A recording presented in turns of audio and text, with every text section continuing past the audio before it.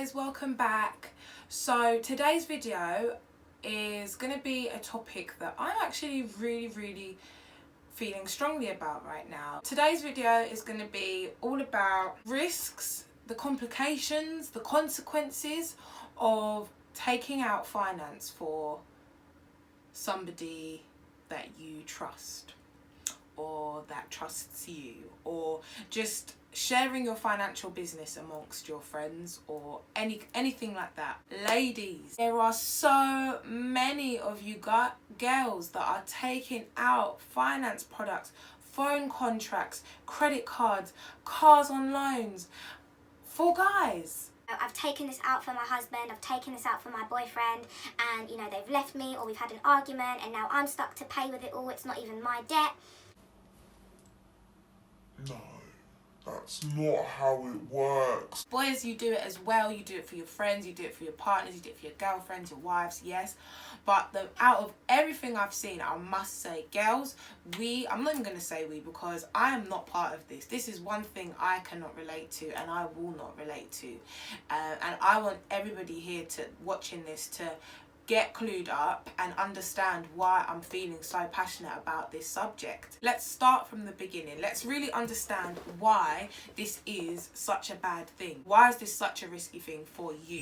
As you guys know, from the time you turn 18, even before that, from the time you open your first debit card, from the time you step foot into a bank and register with them, your details are now being monitored by credit reference agencies, fraud prevention agencies, all types of agencies that are watching what you do, how you spend your money, how well you manage your finances, how often do you go into an overdraft, how often are you in debt. All of that stuff is monitored. These agencies have those records on you.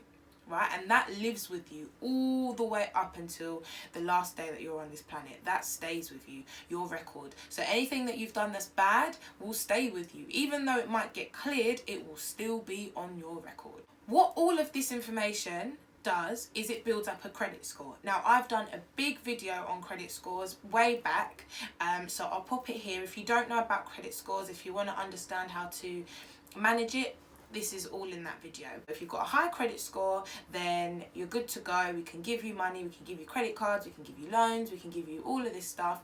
And if you're not good with money, then you ain't getting nothing from this country. And it's a very fair way of determining whether a bank or a lending institution can give that individual those funds. If one of your friends came and asked to borrow money from you, and if you knew they were absolutely piss poor with giving that money back, would you give it to them? No. Put all the things that I've just said into one, right? You're managing your money, you're managing your finances, and along comes your friend or along comes your partner or someone that isn't so good at managing their money, or they've got themselves into a situation before where their credit score isn't the greatest, isn't the best, and they've come and asked you, oh, can you take out a phone contract for me? It's only £50.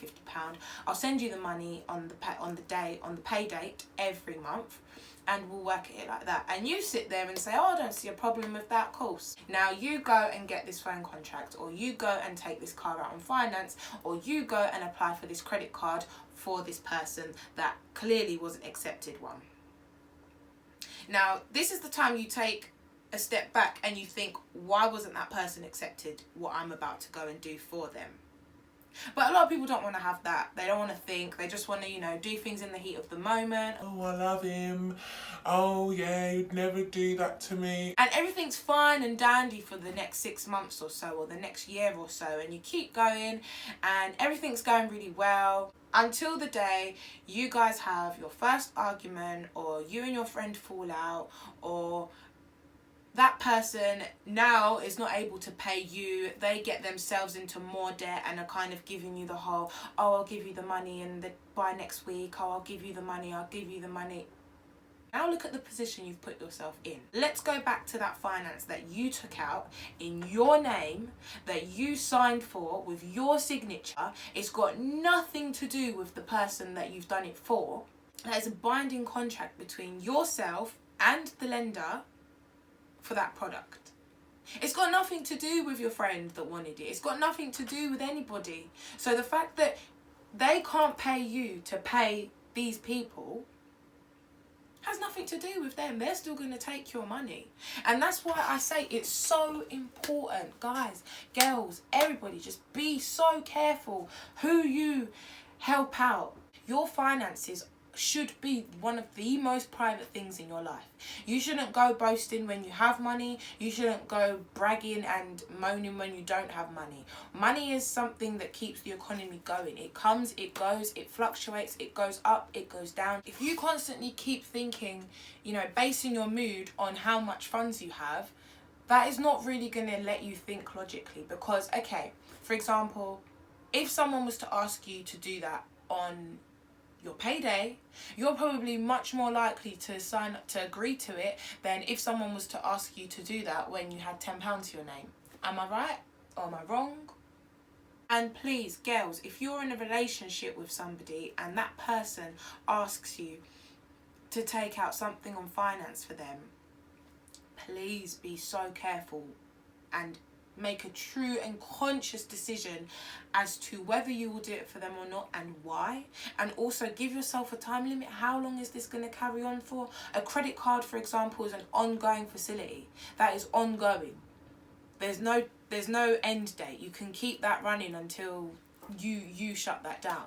So if someone's asking you to take out a credit card for them, you better turn around and ask how long do you want it for, or what's the reason, or ask your questions. Don't be scared. Like I said, for you to share your finances like that with somebody and for you to put your credit reputation at risk for somebody else is a big move.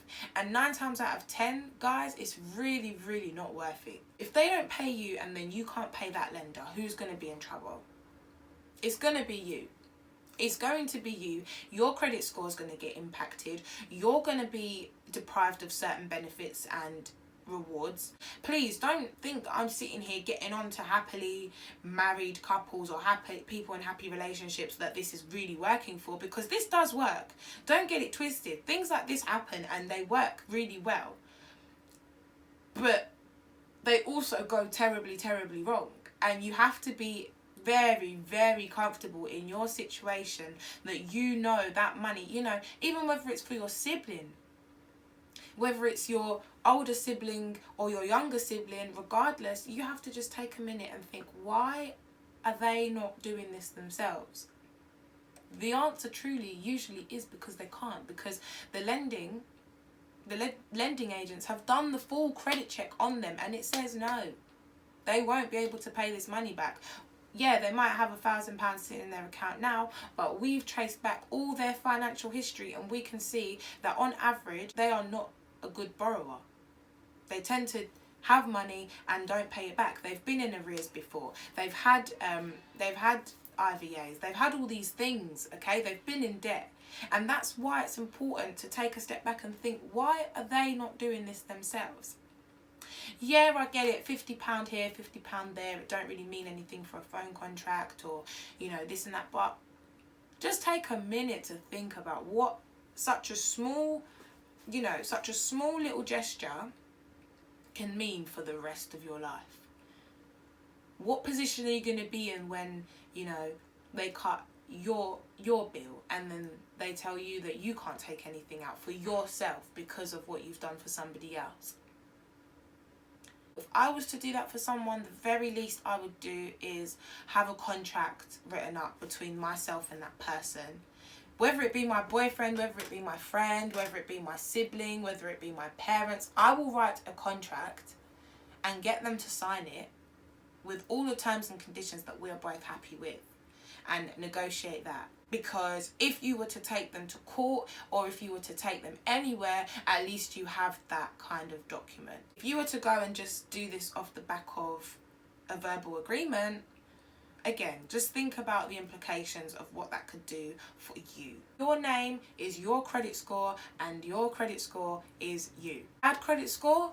No benefits. Good credit score? Lots of benefits. Your credit score is hard as it is when you start off.